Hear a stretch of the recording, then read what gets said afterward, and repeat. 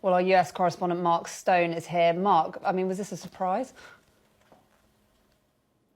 Yes, in a word, we knew that at a low level there had been some sort of a new proposal put forward by Israel to the Qataris, who are the mediators in this, and sent to Cairo potentially. But we did not know it was of a level that would warrant the American president speaking at short notice. We only got notice a few hours ago that he would make this intervention from the White House. It's three phases. Let me take you through it briefly. The first phase of what he is describing as a comprehensive new proposal is a full 6-week ceasefire.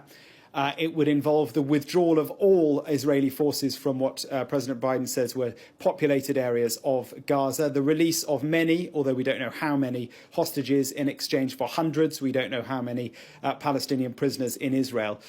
Dead hostages would be returned as well. Palestinian civilians would be allowed to return to their homes, and humanitarian aid would surge into Gaza, enabled by the ceasefire. All that would begin immediately, would last 6 weeks, could last longer if phase 2, which would be a permanent end to hostilities, took longer than 6 weeks. The third phase would be a reconstruction of Gaza. He makes it sound so simple. I mean, I think the points to make are, first, this is very significant, potentially the most significant moment in this long conflict. There have been many before that have come and gone. This feels very significant, and sources within Gulf Arab countries who we've spoken to in the last few minutes have described it as just that, very significant. The second really important point to make is who precisely within Israel, within the Israeli government, has come up with this and who has agreed to it. We do not know that at the moment. And remember, the Israeli government is fractured.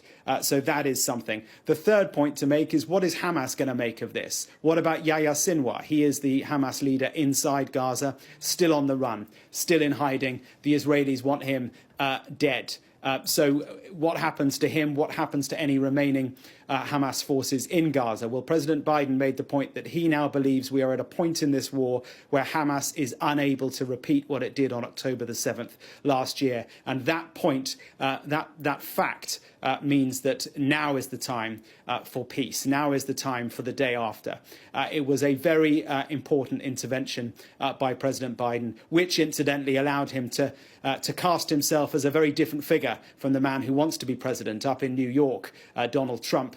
He made a few comments about the Trump trial, but he was using this moment to be able to make these comments about the Trump trial, but then to say, forget about that. This is the important issue. And I, Joe Biden, so he says, has got a very important new proposal on the table.